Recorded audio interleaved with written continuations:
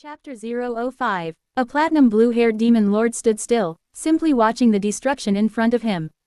His allies, his friends, his family, all gone. He looks at his feet. The remains of both his allies and enemies were on the ground. The dead bodies of Feldway, Yuki, Laplace, Ivaraj, Zelenius, and countless others. Rimuru, said a voice. He turned. There stood Milam Nava, alive, yet not fully. It seemed that she lost something as well. That childish innocence was no more, replaced by ugliness and hollowness. He embraced her, hugged her close, but she did not return it. He knew deep down that her soul was damaged beyond repair. It was a miracle that she was still standing. He did not want her to look like that. She didn't deserve to suffer like this. None of them did. I am sorry, he whispered. Rest. Gathering some null energy, he sent a wave through Milam, who at this point was completely defenseless. She disappeared almost instantly. Tisk, this really is the end, said another. Rimuru turned to see a red-haired demon on the ground nearby, leaning against a rock. His lower body had been completely obliterated, he had one arm missing, and it was clear that he had taken severe soul damage as well. Guy, the demon smiled. Seems like you, the crazy infinite potential bastard, arrive a tad bit too late. Rimuru grimaced, his eyes downcast. Don't blame yourself over all this. We were too weak, and the enemy was strong. Not to mention controlling Milam. Of course, I was the one that took them all on solo, after everyone else perished. Rimuru let out a dry chuckle. Of course Guy would be prideful till the end. Guy then looked upwards, realizing that his time was up. He turned to Rimuru. In the end, you really were entertaining. I wish I could have seen the world you would have created. He then closed his eyes. Seems like I will see you all soon. Rudra, Lucia, Velzado, Veldanava, the strongest demon lord died with a smile on his face, as his body dissipated. Leaving Rimuru all alone. Master, I am sorry. You did what you could, Seal. Don't blame yourself. They had arrived too late. They had traveled through time, only to arrive moments after his enemies had won. He had flown into a rage. And now he stood by himself, void of anything. A lonely god, in a world full of destruction, all those he held dear, gone. Even Veldora was lost when he was thrown through time. It seems that Ivaraj had consumed his soul completely. Seal, could I travel through time to before this happened? Before the final battle ended? I wish, Master. Ivaraj blocked any dimensional travel at the time. You had only arrived when he dismissed it. So I lost everything, and there is nothing I can do. Master, we could recreate the entire world and I am not going to replace them. He yelled. He was met with silence. Even Seal, his partner, had no answer. He cried, tears freely flowing down his face. How long had it been since he had cried? Since Shizu, he had not cried since then. He wished he could prevent their deaths, he wanted to do anything. Then he stood there, helpless. He lost track of time. Days, weeks, months, years, decades, centuries. He mourned for an eternity. Then, his partner finally spoke once more. Master, if you wish, you could travel back in time prior to the final battle. Rimuru stayed silent. He then voiced his thoughts. That could save everyone, but might make a time loop, and leave me with nowhere to go. After all, if I go back in time, I will see my previous self, right? That makes it awkward, and there is no point in having two Rimurus. Not if we travel to the beginning. To when you just reincarnated. You could replace your newly born self just by being there, Master. Since you just arrived in the world, you print on the world as practically non-existent, so would I be killing my past self? Opening square bracket quote. No, Master, think of it as you simply replacing him. Instead, once Satoru Mikami died, he would not be called into reincarnation, since you are already there, and the world would not need to pull another you to fill a certain void, I presume. I could pull some strings, and make sure your past life survives, too. Truly, Seal? Asked Rimuru, hopeful once more. You can do that, yes, answered Seal, her voice filled with confidence after nearly an eternity of silence. I will not fail this time, Master. Then let's go. To save them all. The excitement of seeing his loved ones again. To save those he cares about. Veldora, Milam, Chloe, Shion, Shuna, Benimaru, Soe, Hinata, Zejin, Kurama, Diablo, Leon, Ruminas, hell, even Guy. Everyone. I am coming. I will protect you all. Rimuru opened his eyes. He then looked around him. he was met with a familiar sight. Little pools of water, stalactites and stalagmites, magic ore, the sealed cave where Veldora resided in. Rimuru also realized that he was in his human form. He swiftly changed back to his slime form, and quickly hid his aura. It was quite nostalgic, being back here. Master, do you intend to change the timeline or not? Those words shocked Rimuru. Of course he would he? He then realized the potential risks involved, which could lead to more death and destruction if he was not careful. At the same time, it had been so long since he could talk with his companions. I don't know, Seal. I genuinely don't know. I want to see everyone again, but what happens if I screw up the timeline? Will I lose loved ones? Will I still get the same subordinates? I don't want to go through the pain of not meeting them, but if I do, I need to go through the pain of them not knowing what we all went through. As Rimuru pondered, he slowly made his way to the location that Veldora would be at. He then stopped, realizing that he should spend some time collecting herbs and whatnot. Master, I do not believe that this change will be consequential. Yay, but I can't help it. If I make even one mistake, we can try again, and suffer the loss and failure again. Silence. Rimuru grimaced internally. Master, do not worry. We will succeed. I promise. Follow what you believe is right. Thank you, Seal. Rimuru then slowly made his way to the part of the cave that Veldora was sealed at. That was where all of it began, when a measly slime befriended a true dragon. Rimuru bounced into the area, waiting in anticipation for what Veldora would say next. Greetings, small one. Can you hear me? Said a voice. How nostalgic. It's also funny how Veldora tries to act so serious too. Yes, I can most certainly hear you, Storm Dragon Veldora. Rimuru then turned towards the voice, seeing the familiar navy blue dragon that was once his sworn brother. Oh, it seems that you know who I am. That is interesting. Tell me, what brings you to my domain? I would hardly call it a domain. After all, you are sealed here, aren't you? How knowledgeable. It would seem that you are an unique monster, after all. But, why is it that you seem so familiar? Familiar. My species is that of a true dragon, and true dragons recognize each other by their wavelengths and aura.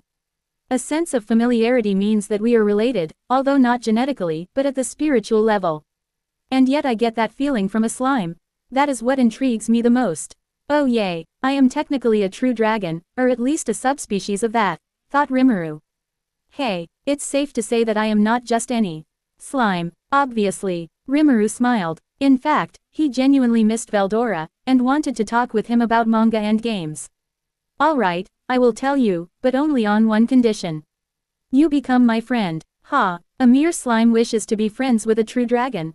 You must be joking. Suit yourself then. See ya. Rimuru then turned to leave. He only bounced a couple times when Veldora spoke again. Fine, very well. You win. I am extremely bored here, so might as well. Thanks. For the first time since he time traveled, Rimuru genuinely smiled, after transforming into his human form. For Veldora, this was shocking. Rimuru's beauty was on a godly level, after all. The familiar feeling had also grown, and Veldora was excited to learn more about this intriguing individual. So, what is your name, slime? Ah, it's Rimuru Tempest. Rimuru. Yes, a fine name, worthy of my attention. Kuaha tilde haha tilde ah. Master, do you wish to return Veldora's memories? Rimuru hesitated, knowing full well that he was being hypocritical, before answering. Yes, actually, that is the plan. Link him with the soul corridor, and return his memories. I know that this is a huge change, but I want to see him again. I feel like I am being hypocritical since I just said I would not change the future much, but I can't wait anymore, it's really painful. Sorry for being selfish, Seal. There is no issue, Master.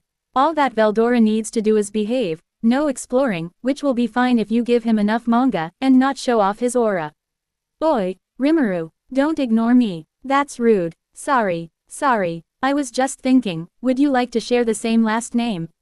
Veldora tilted his head to the side, intrigued. Now, why should I do that? Rimuru smirked sheepishly. Well, I just thought it would be cool if the storm dragon had a storm-related last name, but since you want to not take that chance, that's fine. Hey, I didn't say no. Very well then, from this day forth, I will be known as the storm dragon Veldora Tempest. He fell for it. Hook, line and sinker. Thought Rimuru. Very well then. So, want me to free you? Veldora looked at him stunned. You can do that. Yup. Well then, Get started. Activate Void God Azathoth. Yes, Seal. Once Void God Azathoth was activated, Rimuru used it to completely swallow Veldora and the infinite prison that sealed him. Individual Veldora has been linked through Soul Corridor with Master. Memories have been regained. Release individual. Yes. Rimuru then immediately released Veldora. Veldora then popped into existence in his human form, blonde hair and tan skin, no aura unleashed, before staring at Rimuru.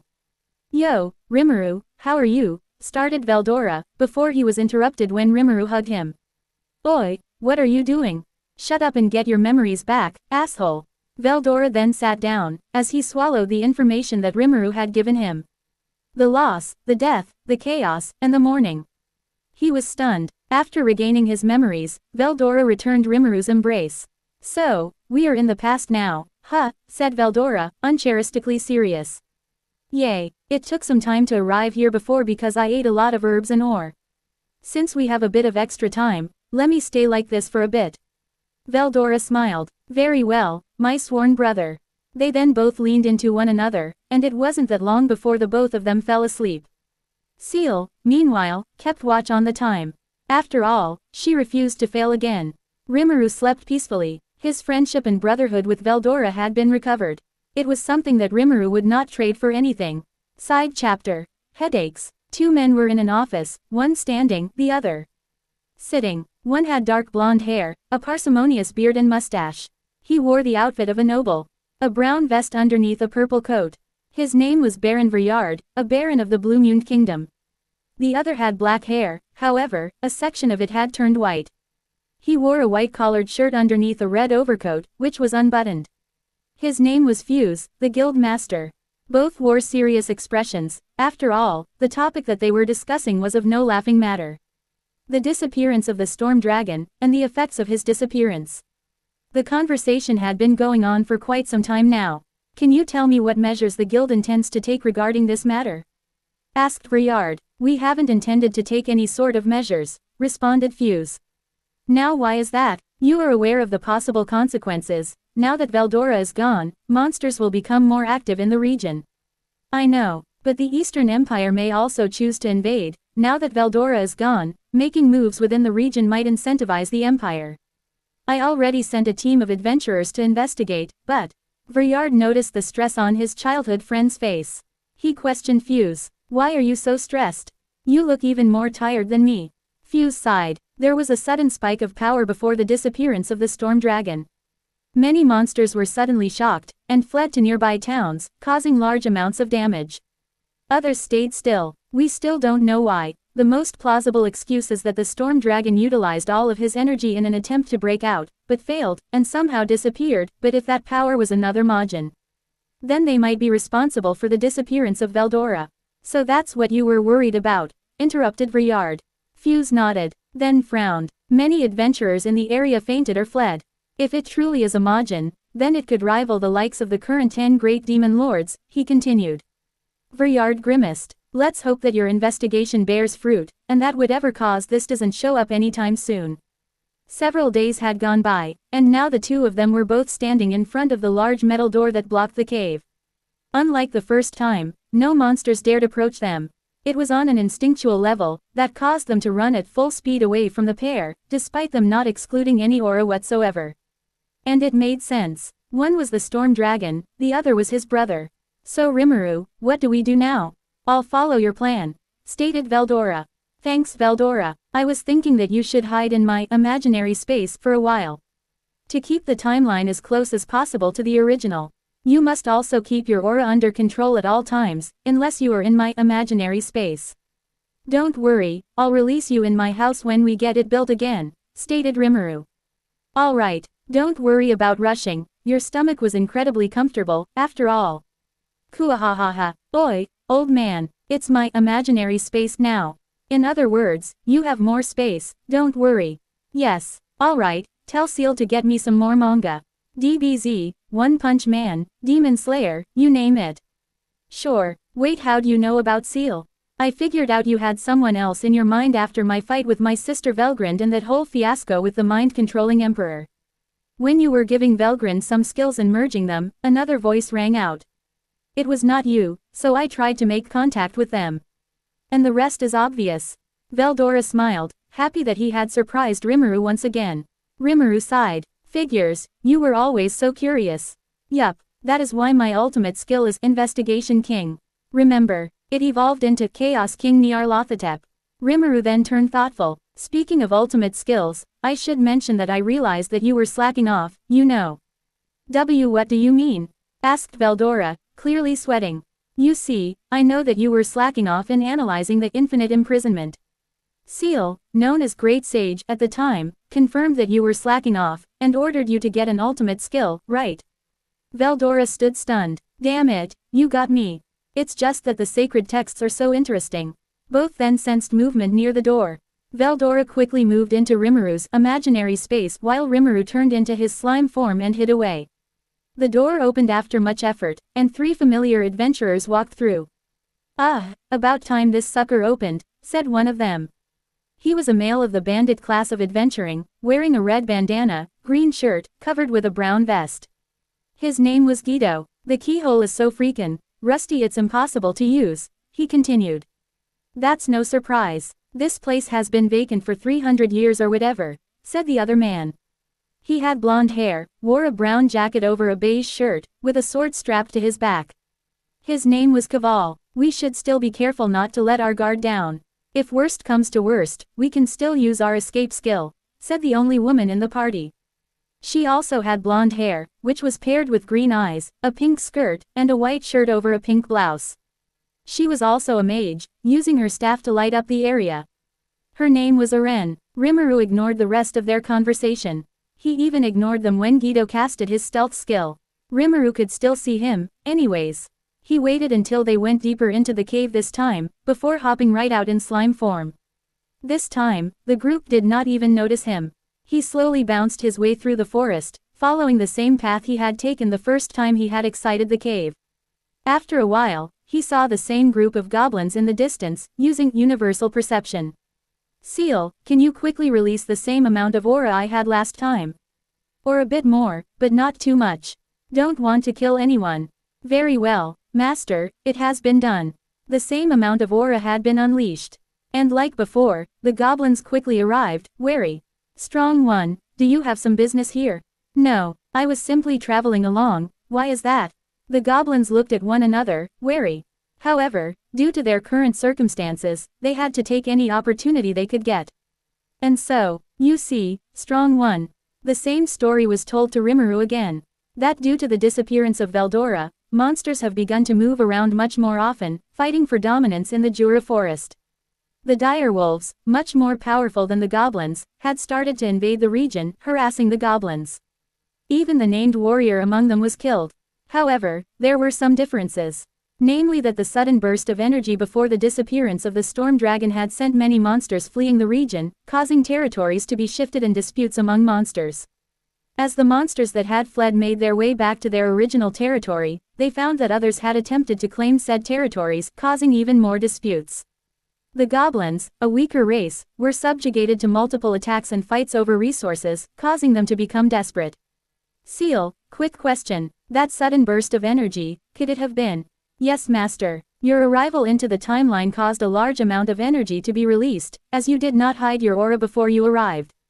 Of course, I quickly bent that energy to match that of Veldora, but some crafty humans have become suspicious. Notably, Veryard and Fuse. Of course, the demon lords would have thought that it was Veldora's last bit of energy. Tisk, looks like I already caused some decent changes. Thanks for covering, Seal. Wait, if I released that much energy, why did Veldora not notice and become suspicious? For one, as a slime master, Veldora had no reason to be suspicious of you, until you started talking, that is. Another reason is that Veldora, for his part, was not paying attention. He is an ignorant brat, after all. Oi, that was rude, yelled Veldora, but it is the truth, Veldora-kun. Don't add kun, damn it. Rimuru chuckled as he listened to the two banter. Of course, this was through thought acceleration, so the goblins had no clue that this was going on. Rimuru then reflected upon his current situation. There are definitely some things that are going to change. For instance, I am not clueless about the world, So I can't repeat the same exact dialogue each time, and I will not need to ask questions that I would have before. But as Seal said, those differences are inconsequential. Anything that is consequential, she would let me know immediately. Thank you for your trust, Master. I will not disappoint. Don't ignore me, Seal, roared Veldora. I am not a brat. Sorry, Veldora, said Rimuru. I have to agree with Seal here. You can definitely be a brat sometimes. Rimuru, you traitor, complained Veldora. Ignoring the now pouting Veldora, Rimuru turned his attention back to the goblins. Turning off thought acceleration, he then started to speak to the goblins. It seems that you are in need of some assistance. Let me speak with your leader. I am willing to help, under some conditions of course. The goblins were wary, and rightfully so, but they did not really have a choice. So they turned around and led Rimuru to their village. Welcome to our humble town, stated the goblin elder, who would eventually be known as Rigurd. It seems that you had an offer for us, if you may. Rimuru smirked. It was quite nostalgic seeing the beginnings of a town that would eventually become the most advanced city in the world. Yes, my offer is that you all become my subordinates. In return, I will protect you. He was met with silence. It seems that the soon-to-be Rigurd was still just as capable as before. He seems somewhat suspicious, but they don't really have a choice here. Why us lowly goblins? Why not the stronger races of the Jura forest? You are clearly strong enough to get them to follow you, the goblin elder asked. Rimuru smirked, quite observant. You see, my philosophy does not agree with the philosophy of might makes right, that most monster kind follows. What's more, should my influence eventually expand into a nation, you, lowly, goblins will be crucial for it to function, as you are the most numerous, and as such, the goblins within the nation will be necessary for administrative purposes. Ogres, orcs and lizardmen are strong, so they would be placed in the army. Not to mention that I have to start somewhere, and truth to be told, goblins are the easiest to convince, as shown by your current circumstances. The goblin elder smiled. Well, it's not like we have a choice, and it seems that you are planning many steps ahead. We thank you and we humbly swear our loyalty to you, strong one. After the goblins swore their loyalty to him, Rimuru quickly eliminated his aura, before heading to the wounded that he had supposedly seen while making his way to the main building. It was there that he quickly healed the wounded, before instructing the goblins to build fortifications. Night would eventually fall, and he would get the direwolves as his subordinates. Night had fallen, and the goblins had finished up their fortifications. Just in time too, as Rimuru could now see direwolves in the distance. He recognized the one that would eventually be known as Ranga, and his father. Master, you will need to kill Ranga's father again. I know, Seal, but if Ranga finds out later on, and it will happen. Well, I will deal with that when the time comes. Stealing his heart, Rimuru prepared to face the direwolves in his slime form. Veldora's protection has disappeared from this forest. We have nothing left to fear. The leader of the direwolves announced to his pack, then they started their advance, running swiftly towards the goblin village. However, they then stopped. In front of them stood a barebone wooden fence, and a slime standing before its entrance. Listen up, either you all leave right now and nobody gets hurt, or you come at us and die. Your choice, said the slime. Insolent wretch, you really think a direwolf would listen to a measly slime? Attack! Multiple direwolves started charging towards the fence. However, they were then struck by arrows, courtesy of the goblins, or were slashed by the steel thread that Rimuru had put out in advance. None died, however, they were just injured. By sparing more direwolves, Ranga and his pack will be more powerful in the future.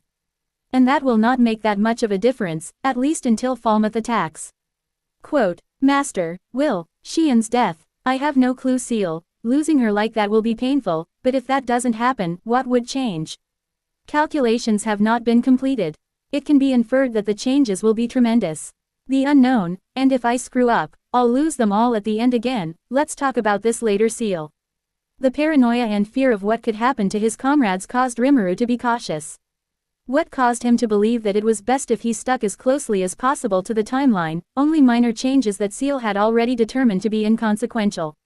Rimuru, exiting thought acceleration, ignored what Ranga's father had to say. The father charged, only to get stuck in sticky thread that Rimuru had put in place. Rimuru then used a water blade, quickly cutting off the head of the leader of the direwolves. Silence followed. Seal, protect his soul, just in case. Let's let him watch over Ranga from inside of me. It's the least I can do.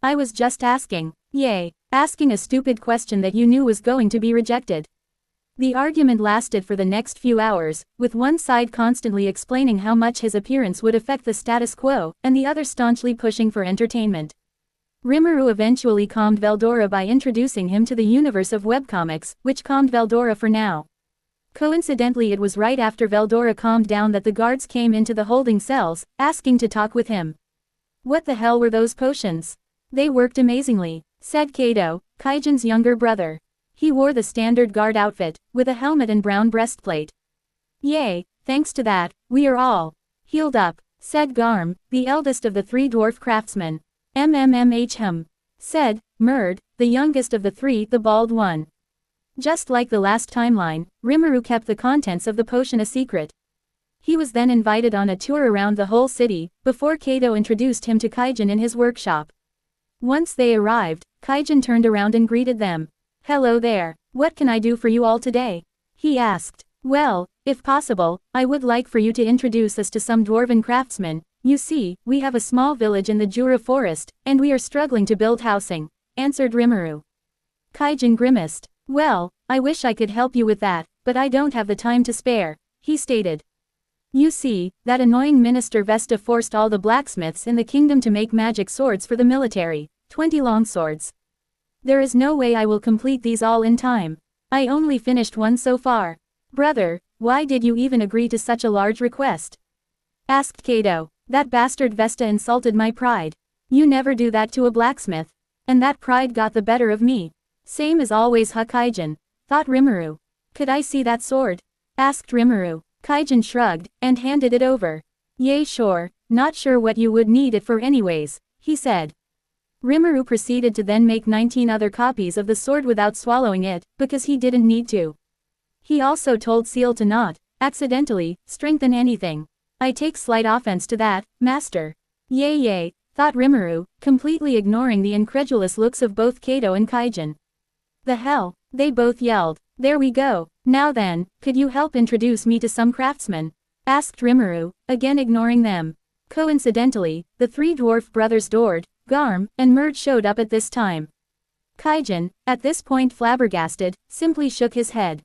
Well, I guess I'll introduce you, but first, let's go to a more informal setting. How does the night butterfly sound? The night butterfly? Asked Rimuru, pretending to not know what that place is. Alright, time to go see the elf girls and see Shizu in the crystal ball again. Opening square bracket quote ... I will not allow it.